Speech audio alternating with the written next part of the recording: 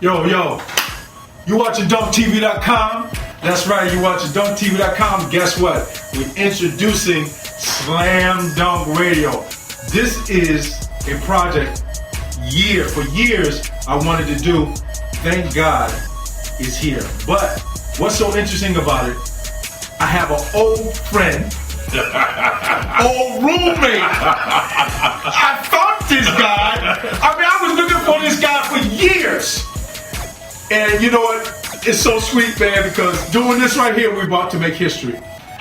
Slam Dunk Radio, Let Your Dunks Be Heard, is all about the dunkers out there who don't have a voice. So we want you to tune in and make sure you tell everybody what's going on. All the dunkers, if you're a dunker from small all the way to professional, we're going to be talking about everything.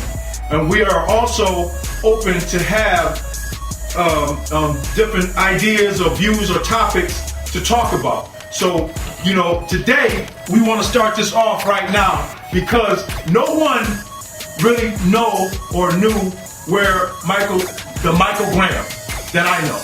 And basically, he's going to tell us, where he's been, what he's been doing, and what he wants to do in the future, with his life. This guy is he's very intimidating now. He's big 6'10", 5'7", dunking on Keem Olajuwon and Clyde Drexler and all them guys. But this guy is a very humble guy, and he's been through a lot. And we just want to get his point of view, let him tell us, who is really Michael Graham. So we want y'all to stay tuned and listen to the man, the myth, and the legend, the one and only Michael Graham. Hey, Mike. All right, so here we go. Mike, where did it all start from you dealing with, let people know who you are, where it all began, and, where you're going in different, the time frames. So what's going on? Where are you from? I'm from here in Washington, D.C. Born and raised here, went to high school here at Spingarn, attended Georgetown. After my years at Georgetown, I left, transferred to UDC. Never played the game. But you the reason why I left. You the reason why I went to UDC. Okay. It was real strange because, back then, I never played the game, and then all of a sudden we nationally ranked, and we never hit the floor, and, I really would have enjoyed that to see what that would have been like, if that would have happened. Mm-hmm. But since then, I've been overseas. I've been to Caracas, Venezuela, Portugal, Brazil. I had my moments, my travel. Right.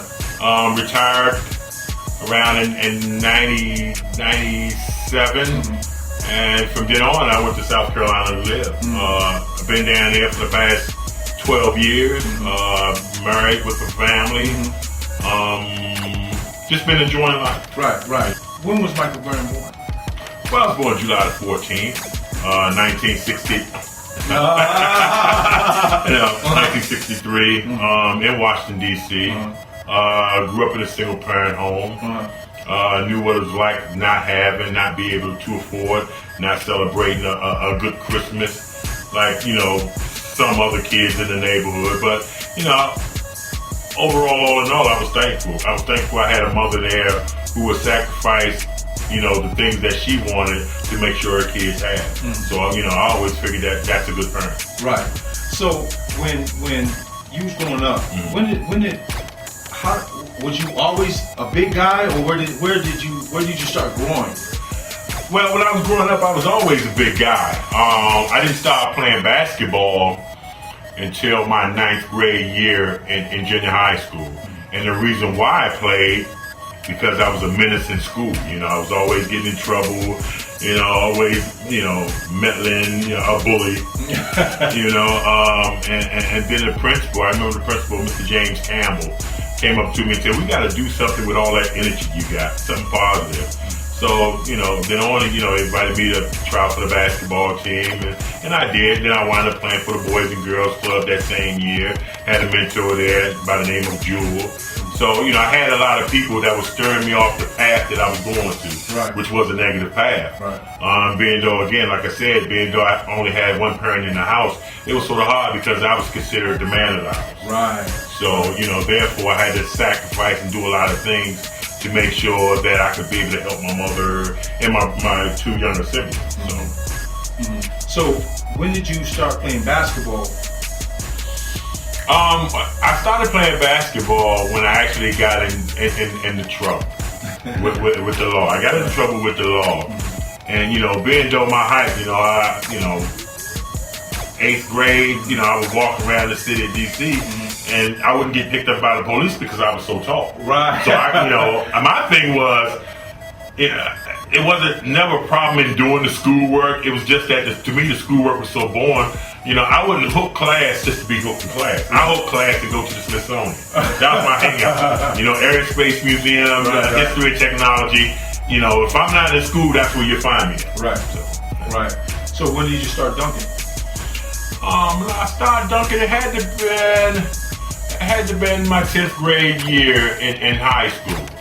I always could touch the rim because I was just about there, but my legs wasn't physically strong enough. And I really started working on my legs. And as my legs got stronger, I find myself just, dunking with ease. It got so to where when I dunked, I wasn't in control. Some of the things that I would do in midair would amaze myself. Wow. It was incredible. I was, like, wow. I remember one year I played in the Urban Coalition who was playing the Baltimore team. Right. And I remember on the fast break, I was coming down at an angle, and another young man, I think it was Kevin Graham or Ernest Graham, one of the Graham brothers, were coming down. I guess they was going to block my shot. They know I was going straight up. And I go straight up, and in midair, I just turned 360, turn all the way around, and just slammed it with force. And I really amazed myself. I did. What did that something that you practiced? I didn't practice it or anything. It was That's just crazy. It was just there. And how did that feel, man? That felt really good because you had everybody that knew basketball in that arena at the time. Some of the old guys, that played back in the 50s, 60s, and 70s. Some of those guys was there. Some of the pro players who was current in the NBA, they were there. So it felt really good. It really did. It really did. So when you started dunking, everybody knew you for dunking, powerful dunking on people. When you went to Georgetown, and you met Patrick Ewing for the first time, how was that for you? That was an incredible experience because I've watched him play when I was in high school, and I believe my team in high school we were over the Virgin Islands, and that was the year I think they played Virginia, Ralph Sampson in it. And I was amazed at the two big guys on the court and being so competitive. You got 2 7-footers, and each time each one go up for a shot, they blocking each other's shot, they goaltended. And I was like, wow, I want to be into that. So I had an interest right then and there for Georgetown. And then all of a sudden I was being recruited by him. But the recruitment started late. It started after they lost to Memphis State in the tournament. And so he knew that he needed a power forward. Right. He couldn't get on without a power forward. Right. So that's when I started being recruited real heavy by Georgetown. So when you found out that you was going to Georgetown, man, how did that feel? Well, that felt pretty good, being though nobody knew that I already signed a letter of intent with Maryland. And you get all these rumors that Graham didn't have the grades, Graham didn't do this, Graham didn't do that. Yeah. But Graham did. You know what I'm saying? But see, I figured it came about, and this is what I tell players today. Don't let someone that's actually not in your household, that's not real close to you, be control of your life, because during that time, like I say, my mother was a single parent. Right. So I felt like, she didn't know anything about basketball. Right. So basically it was up to me. So therefore a coach could do whatever he want when he wanted. Right. I remember the year I came to Spingarn, my senior year, I wanted to play football. Well, the coach told me he didn't bring me there for football. But see, I wanted to experience that. Right. And I didn't see anything wrong with that. So it was a big argument about that. So, I played a game or two. And I quit on my own after a guy probably about 5'8" hit me so hard. So I left that alone. And I continued working on basketball, and I feel like some good things came out of it. But during that time, I didn't know the sense of urgency of this particular situation I was in. I didn't know, this is where everything takes off. I was just out there playing and just, got somewhat good at the game because in the sense I worked hard at it. Like I said, I started real late, my 9th grade year. My first year on varsity at Spingarn, 10th grade, I made All-Met. I took the team to the finals. We lost to Danny Ferry and DeMatha in the city championship. And then the following year, well, that's a whole different story. Everything just went haywire there. But, it turned out all right. I was an All-American, Parade McDonald's All-American. So, I figured, hey, I love this game, So it did a lot for me. I've traveled, as far as, what school I was going to go to. Made a few trips and everything. So I was getting the exposure, getting out of D.C. To let me know it's more to life than just Washington, D.C. Right. And so that made a difference in my life, even though I stayed home at Georgetown, because I guess after Coach Thompson had talked to my mother, I wasn't going nowhere. That's where I was going. So, when the championship, let's talk about the championship, because that's where you really, nobody really knew until you start dunking on Fire Slammer Jam with Keem Olajuwon, Clyde Drexler. I mean, you just took over the game to the point that, everybody knew that it's like, who's this guy, Michael Graham? And everybody, have this misconception about you not being a smart guy. Only reason I want to touch on this because there's a lot of people out there thinking that you're not a smart guy, but you need to let them know and enlighten them, about your schoolwork.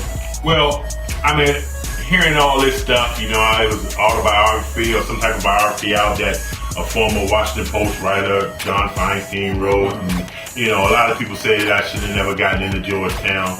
Well, if that's the case, there's a lot more guys before me and after that should never got in there. Right. Because, and not disrespecting those guys. I love those guys with all my heart. Right. They're my family. Right. But a lot of those guys, they were not smart. Right. A lot of those guys that I helped with schoolwork instead of doing my own. Right. I would help them with theirs. So, I'm the type I get bored real quick. Right. And if it's not, if it's not up here and I'm seeing it there and it's not me, I just lose interest. And that's the way I was.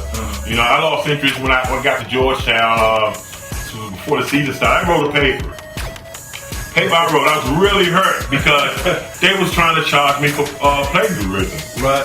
You know what I'm saying? They telling me that I didn't write the paper, so we go through all this big mess about where it come from and this and that. They couldn't find where it came from. It came from here and here. Right. And I studied a lot. Right. I had help of people putting it together. Right. But this was help provided by Georgetown in a sense, that I felt like, it's there if you need it, but at times I really didn't need it. I was just going just to be, I guess, part of the team, something that you had to do. Right.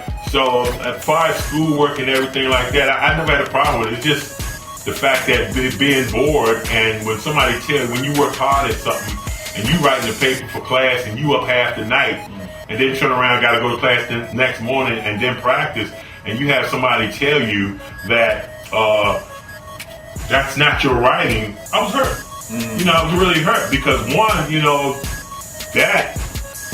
that's like a slap in my face because all the hard work I put into it, and then you're going to make something out of it.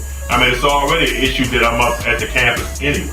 Right. It was an issue. I don't know why, but it was. Right. Because everybody have this conception of Michael Graham, but they haven't heard Michael Graham yet. Right. And anybody that knows me, and if you go up to them and they know me, they'll tell you they're totally wrong about me. Right. With this conception. So, it's all good. I think that's what this is all about, clarity. Letting people know who you are. Exactly. And because they haven't seen you, they really, like I said, whatever they heard or whatever, man. So now it's just a part of just getting there and just getting the record straight. Right. Which is good. So I'm just excited for what we're about to do during the Slam Dunk Radio. Let your dunks be heard. All those dunkers out there right now. Y'all prepare because we're gonna put it on Facebook also, and just stay tuned. To hear, working out the schedule when we're gonna, be doing the show.